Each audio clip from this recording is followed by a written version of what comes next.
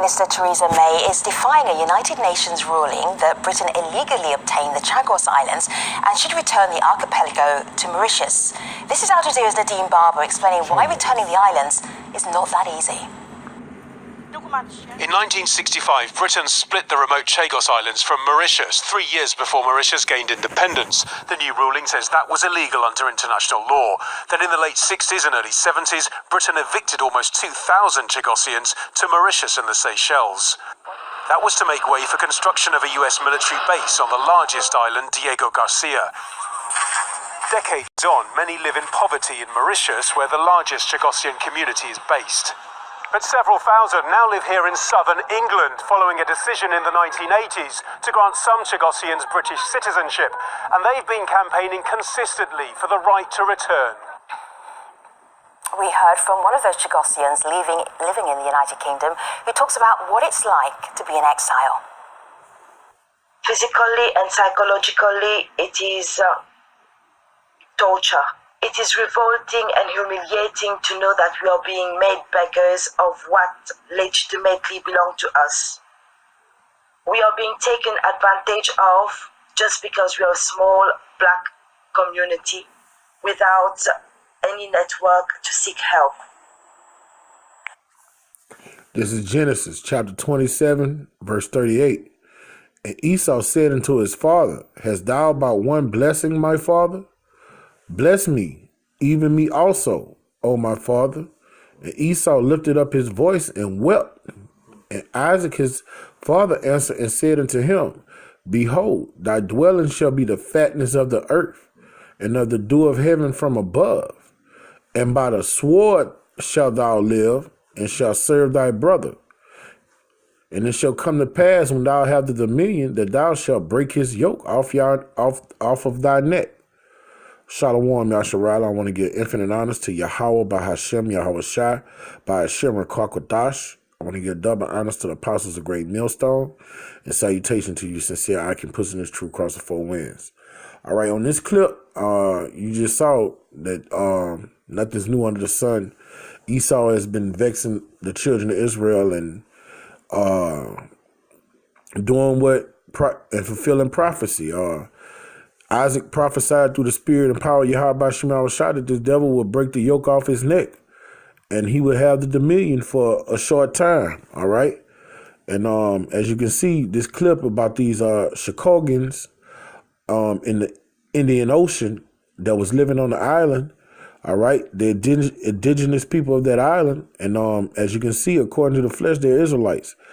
And the Esau, the UK, they went over there and exiled the people off their land, kicked them off their land and scattered them to other lands and sent a vast number of them to England and just took their shit. All right. And that's Esau fulfilling scripture. And it's a telltale sign who the lawless man is. All right. All right. The Hebrew Edomites, the red Hebrew Edomites, the so-called white man, that nation of people of the devil the Bible speak of, according to 2 Thessalonians, the 2nd chapter, the third voice. They're the anti-Mashiach. Okay. And I'm going to just play this clip and just show, man, this devil, through the blessing his father gave him, he just go around wielding the sword and taking people lands. And that's what he did these people. All right. And he gets the best of the land, and he puts his flag in it, and he says his. So we're through the spirit, we're just exposing this devil in these last days, teaching our people the truth of the scriptures, and for them to know the truth of the scriptures, they got to know who the devil the Bible speak of is.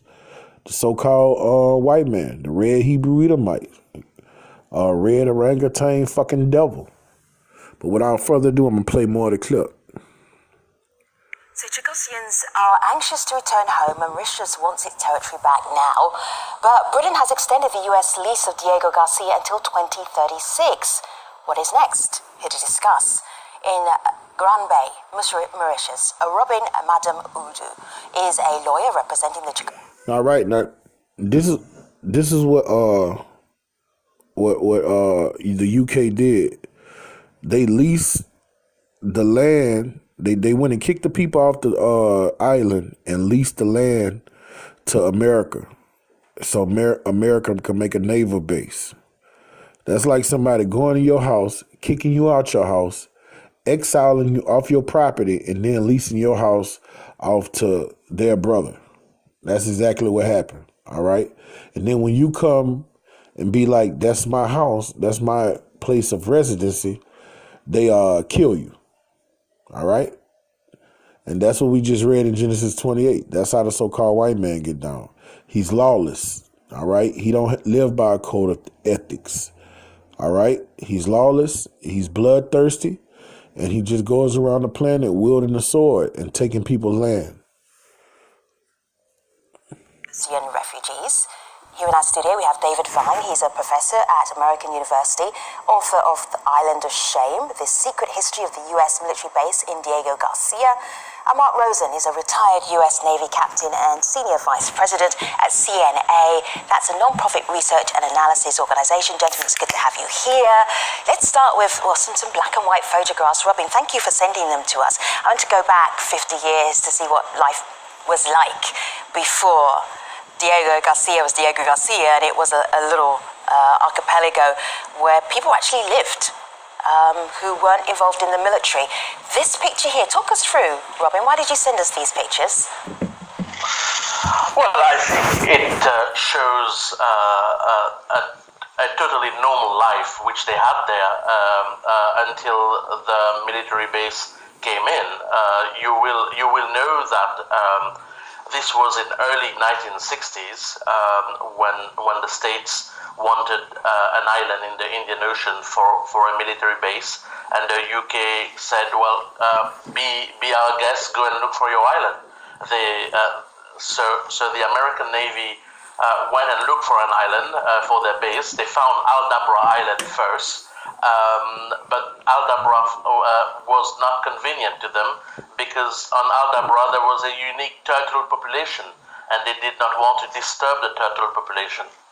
So they went to their second best choice, which was Diego Garcia, and they did not hesitate to forcefully evict the indigenous people on Diego Garcia and on Perros. Man, do you hear this fucking shit, man? They had one island that they could have occupied, but the island was full of a bunch of fucking turtles. This guy said it was full of a bunch of turtles, and the devil didn't want to fuck with the turtles, so he went to the next island where they had thousands of people, and they went and evicted them.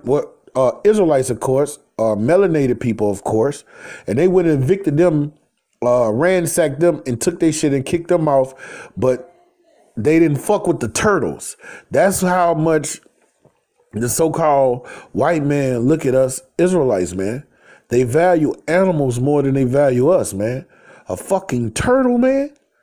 A fucking turtle. All right? That's why we hate Uncle Tom so bad, man. That's why I can't stand a fucking Uncle Tom. This devil hates us with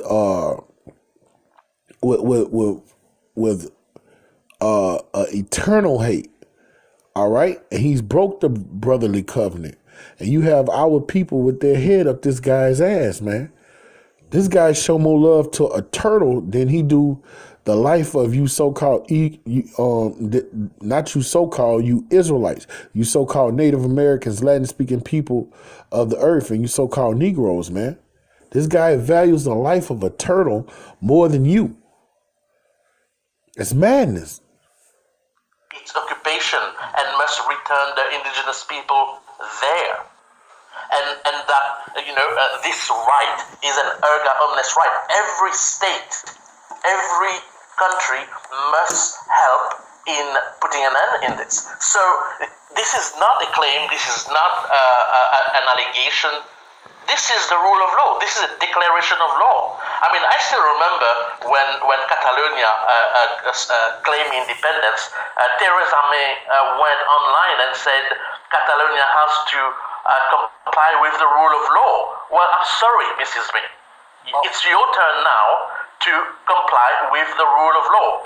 Well, Robin, this is Mark. I too am an international lawyer, and a couple of points. And I want to reinforce what I said earlier. that the United States needs to perhaps take a leading role in trying to address the concerns of the displaced Chagossians and work with the Mauritian government to try to come up with a reasonable accommodation. And I would agree with you that there was a Lancaster agreement that was negotiated in 1965 that granted rights to Mauritius, to fisheries, to mineral rights, and a variety of other things. And I don't believe that agreement has been fully honored. And in fact, there was an arbitration over the UK's designation of a marine protected area that so much as reinforced that point, that all terms in the Lancaster Agreement were not met. However, an important point is that is an international legal tribunal that did not say that the UK's continued occupation of the Chagos was illegal, and now we have an advisory. See, now that's the devil, man. All right. According to our laws, you don't move the ancient landmark. All right. If a land belongs to somebody and they don't sell it to you or give it to you, you can't fuck with this shit. All right. But this devil through philosophy. Hold on, let me get that precept. This is Colossians chapter 2, verse 8. These goddamn laws over here that govern this place, it permits things like that to happen. All right? America is a bully. The so-called white man is a bully, man. This is Colossians 2 and 8. Beware lest any man spoil you through philosophy and vain deceit. Now that nigga, that damn devil you hear, he's talking about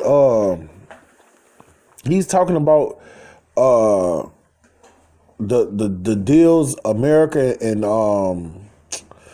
the UK made about that land, and that the UK leased it out to America, man.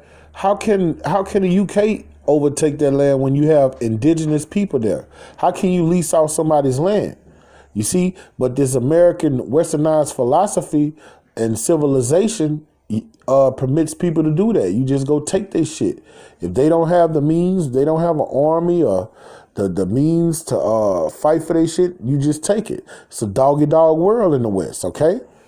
Well, in the world, period, because the wicked bad rule. All right? So that's why the scriptures say, beware lest any man spoil you through philosophy.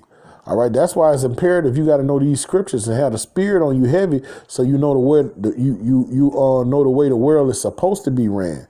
All right, that's madness, that's folly, man, that's wickedness. What they are doing, those people in Chicago's, in Chicago's, however you pronounce it, Salakia, after the tradition of men, after the rulers of the world, and not after Yahweh Shah the Anointed.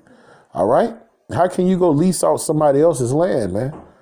The indigenous people of their land are the ones supposed to be benefiting for anything. You can't go just put a Navy base there. Then they're laying down. They saying they cool with the Navy base. Just let us be back there. And they don't know what goes on around the planet. When America put these military bases on these people's land masses, those soldiers go off, get drunk, and go off those bases and rape people, man. And we're not just talking about women, little kids and little boys and all that. The UN soldiers, all of them do that. The EU soldiers, they go throughout wherever they have bases, and they go in those lands and they rape the people. But these people want to come home so bad, they like, man, you can keep the Navy, the naval base there. All right? And it's madness. Let me get another scripture. Isaiah chapter 10 verse 1 reads, woe to them that decree unrighteous decrees, that write grievous which they have prescribed. And that's an unrighteous decree, all right, to go put your flag in the land and say it's yours, and then lease out somebody and make a deal with a whole nother foreign entity and do business without dealing with the indigenous people who the land really belongs to. Those are unrighteous decrees, and the scriptures say, woe to them that do such things. So the so-called white man, he's dug him a ditch that he's not going to be able to climb out of. All right?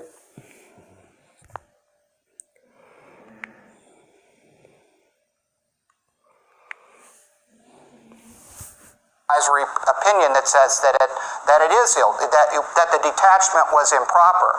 So I mean, so I would say that the United States and the UK have acted in good faith up to now, and now You would? good faith in terms of meeting their legal obligations. Robin is laughing at you. Well, that's fine, but in terms of meeting their legal obligations, now there's moral and ethical things that How can you have a legal obligation when it's not even your land? You're leaving out the part where you just go take their shit. The guy's laughing, but he's still on some coon shit. It shouldn't be the only legal obligation they should have is a deal that they made with the indigenous people. All right? The indigenous people are exiled, taken off of their land. So how can we be talking about anything about legalities, technicalities, so on and so forth, man? This is wickedness. And our people are so destroyed and so broken. This guy, he's still dealing with them according to Western philosophy, man. All right? The way you do business and commerce over here. All right? He don't know anything about dominion and rulership and owning land. Okay? All he's supposed to be doing if he was living according to the ancient world or to the scriptures is be waging war. That's it. If somebody's occupying your land without your permission, that's an act of war. It's nothing to go sit at a table and let's make a deal. There's nothing to talk about. That's why we need our great king, man, to come back and conquer these nations, these kings of the earth. All right? Straight up, us Israelites, we don't have armies. That's why they was able to go take these people's land. We don't have armies. All right? And then when we do go to war or battle, all we do is fight amongst each other because of the curses. But yeah, man, it's shit like this, man, is coming to a head, man. The Most High is about to take down this devil, and the last is about to come first, man. Said in the Lancaster Agreement that I think that need to be addressed. But again, go ahead. Mark, I'm sorry. That's a new definition of good faith. I have to tell you. I mean, we are all here to state our point. But I mean, it's very well documented that the U.S. Congress was misled. Everybody was misled into making the world believe that those islands were unpopulated. I mean, the circumstances of removal, and we are at the end of the 1960s here, for God's sake. I mean, these people were treated like animals. I mean, I will send you the whole documentation, and you will tell me whether if these were Americans, these would have been accepted. Full stop. No, there's no good faith. There cannot be good faith when such honorable states like UK or US mistreat people like this. So I do grant you the fact that now we have a new situation, and I am so positive that the US government will take the lead and will come to a reasonable conclusion to this matter. In fact, Mark, I'll finish by this. There is not much difference between Mauritius' position and the U.S. position on this. Mauritius has never asked the military base to go away. Mauritius is very open, and the Prime Minister has made that declaration officially. We are ready to grant a lease to the U.S. government for the military base. I mean, how close can we get, and how ridiculous the situation is? True. And indeed, this is an international dispute that could be solved very easily. The Chagossians, most of them, are also not calling for the removal of the base. Many of them would like to work on the base, given the deep poverty that many of them are living in. And of course, we have U.S. military bases around the world that have civilian populations living right next door. Even Guantanamo Bay, where the supposed enemy is living on the other side of the fence line. Tomorrow, Chagossians could go home. There's housing where current civilian employees are working on the base.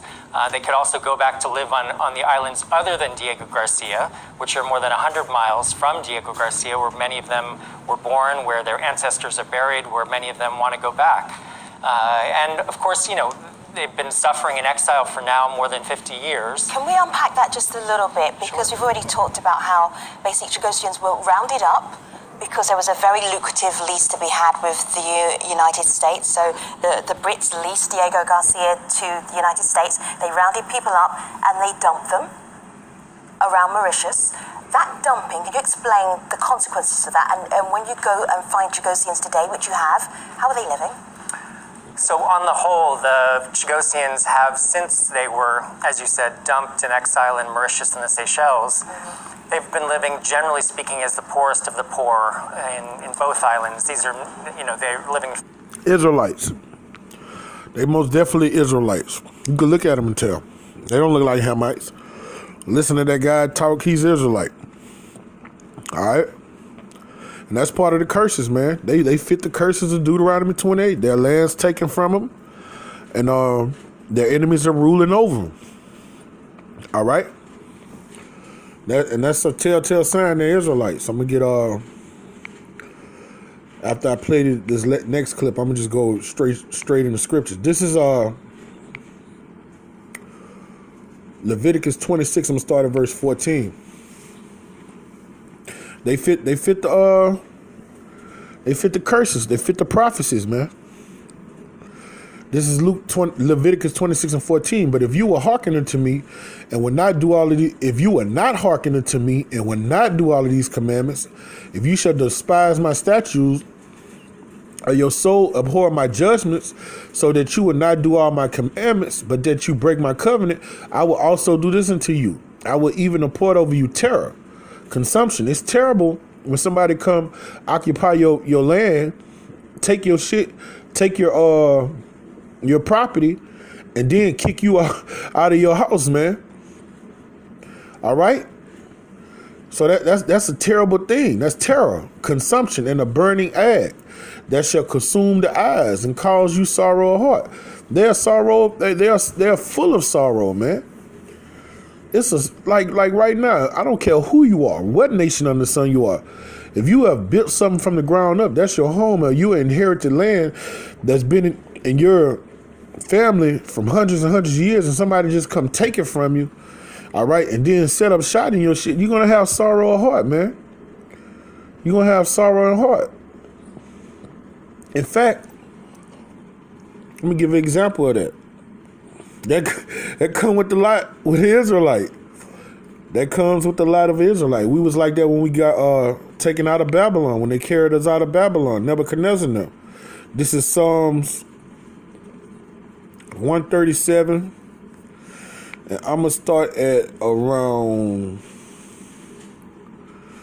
all right, verse 3. For there, fuck it, I'm going to start at the top. By the rivers of Babylon, there we sat down. Yeah, we wept when we remember Zion. We were taking out our nation. The Babylonians came down on us, conquered us, and they took us into Babylon, the land of the Chaldeans. And we hang our harps upon the willows in the midst thereof. For there they carried us away captive, required of us a song. All right. So they took us away captive, then they made us sing. That's just fucking over you. That's just rowing you out. That's how these heathens did us. That they wasted us, required of us mirth, saying, sing us one of those songs of Zion. That's just fucked up, man. All right, they take your shit, then make you sing. Send me some melodies.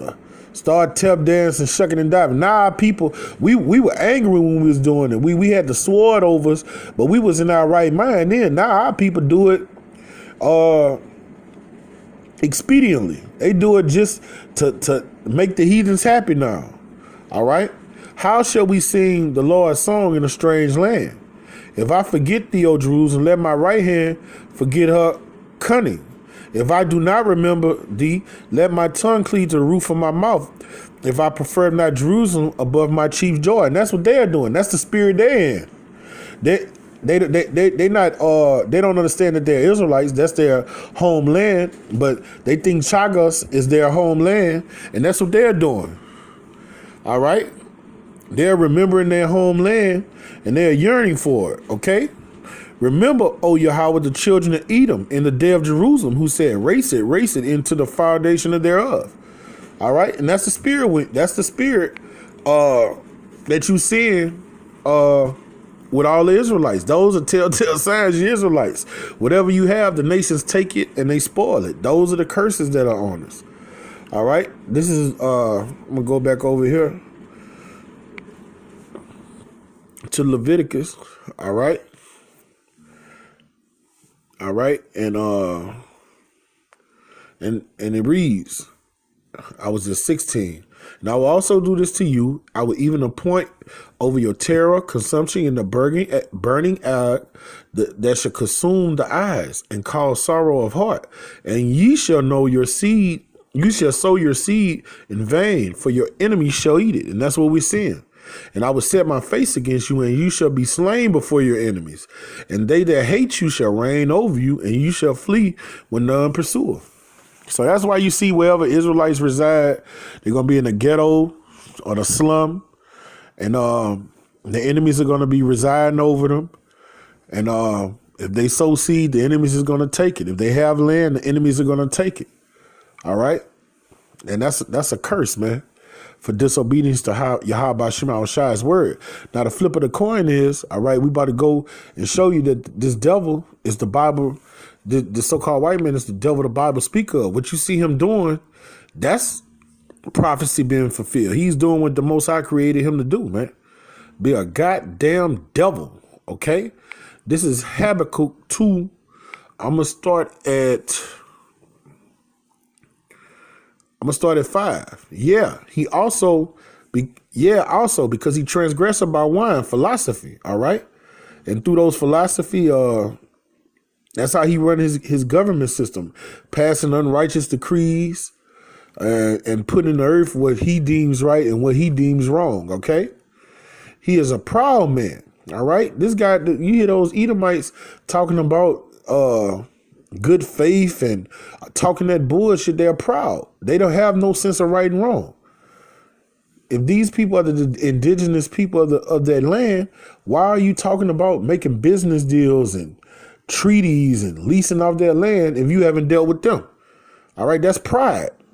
Neither keep it at home. Now he's way in the Indian Ocean and these people land so he could have a naval base where he could shoot at other nations. See, the reason he's over there in the Indian Ocean, they need a naval base so they could be strategic with their war machine. Okay, that's why they wanted that island. Who enlarges his desire as hell and is as death, and cannot be satisfied, but gathered unto him all people, nations, and he put unto him all people. All right, and that's what this devil does. I'm going to skip down to verse 8. Because thou hast spoiled many nations. He spoiled those people on that island. They are spoiled. That's what you call spoiled. When somebody take your shit, take your resources, and kick you out. All right? Those people are spoiled. Us Israelites, we are homeborn slaves. We are spoiled people. All the remnant of the people shall spoil thee because of men's blood, and for the violence of the land, of the city, and of that all that dwell in. So that dwell therein. So the Most High is gonna let this devil reap what he sowed. All these nations he's occupying and all these people he's come against, he's gonna reap what he sown. Because the scriptures say in Isaiah the 14th chapter that Israel would take those captives whose captives they were. Okay, these other nations are gonna get a piece of that ass, according to Revelation 17th chapter. All right. Woe to him that cover an evil covetousness to his house. All right. And he's covered everybody's land, everybody's natural resources. OK, that he might set his nest on high, that he might be delivered from the power of evil. But he won't be delivered. All right. He's going to reap what he sown. All right. Thou hast consulted shame to thy house by the cutting off of many people. He cut these people off from their land. We're cut off from our land. All right. He's taken our land and claimed it as his, according to Ezekiel 36th chapter. All right? Damn Edomites. And has sinned against thy soul. All right? For the stone shall crowd of the wall, and the beam of the timber shall answer it. Woe to him that build a town with blood and establish a city by iniquity. All right. So when this devil goes through with that great sword, getting the dew of heaven, all right, and getting the fatness of the land, all right, taking people's shit, the Most High say destruction to him, all right, because that's inequity to go to steal somebody. What does the scripture say? Thou shalt not steal, right? So he's stealing people's shit, taking people's shit, and he's going to reap what he's sown, man. Okay? Let me go over here, Micah, because it touches on the topic too. This is Micah 2. All right, I'm going to start at the top. Micah 2 at the top. Woe to them that devise iniquity and work evil upon their beds when the morning is light. They practice it because it's in the power of their hand. The Most High has given the world into the hand of the wicked, according to Job 9:24. And this devil is wreaking havoc. He's doing what the Most High created to do. He's going through these nations, wreaking havoc with an ironclad fist, man, being unmerciful. And they covered fields, all right? They covered these brown nations' land masses, and they want their resources. They want their riches. And they take them by violence in houses. They took those Chagos houses by violence and then exiled them and told them they couldn't come back to their homes and take them away. So they oppress a man and his house, even a man and his heritage. Okay? And that's what you see going on. That's a telltale sign who the so-called white man is. That's what he do. He's a terrorist. He goes around the planet terrorizing people with the sword. All right? And then he after he does that, that's not enough. Then he oppresses them with Western philosophy. He wants everybody to be westernized, Hellenized, like him. Okay? Therefore, thus saith Yahweh Shema Shah, behold, against this family do I devise an evil, which shall not remove your necks. There shall you go haughtily, for the time is evil. All right? So these damn Edomites, they're going to reap what they've sown. All right? It's a matter of time. In fact, we're in that damn time where they got to return everything they've stolen. All right? And the earth belongs to the Israelites. All right? We going to give these other nations their part of the lands. They're going to get what we give them. So they got to get that dominion back to us. We're going to get the dominion according to Daniel 7:18. All right? And if you don't know, now you know. So-called white man, the red Hebrew Edomite, is the devil the Bible speak of, straight up and down. All right? He's a thief. He's a liar. He's the father of lies. All right? He's a homosexual, a Sodomian. And the Most High hates him. And the scriptures say we're to hate who the Most High hate. Don't we hate them who hate thee, O Lord? So with that, Lord willing to sit down was edifying to the hearers. I want to give infinite honors to Yahweh Bahashem, Yahweh Shai. I want to give double honors to the apostles of Great Millstone. And salutation to you, sincere I can pushing this truth across the four winds. Kwam Yasharala.